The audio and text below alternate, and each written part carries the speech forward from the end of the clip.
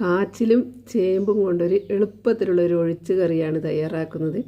കഴുകി വൃത്തിയാക്കി മുറിച്ചിട്ട കഷ്ണങ്ങളിലേക്ക് മഞ്ഞൾപ്പൊടി മുളക് പൊടിയും ചേർത്ത് വെള്ളവും ഒഴിച്ച് നമുക്ക് വേവാൻ വെക്കാം.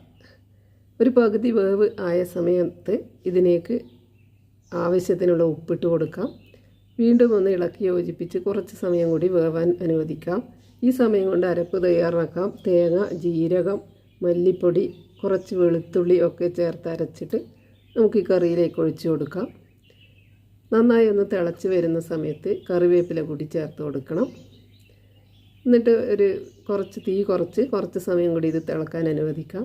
ഇപ്പോൾ കറി റെഡിയായി. ഇനി നമുക്കിതിന് കുറച്ച് ചുവന്നുള്ളി കൂടി താളിച്ച് ഒഴിക്കാം. ഇപ്പോൾ എളുപ്പത്തിലുള്ളൊരു കറി നമുക്ക് ഇന്ന് തയ്യാറായി കഴിഞ്ഞു. Thank you for watching my video.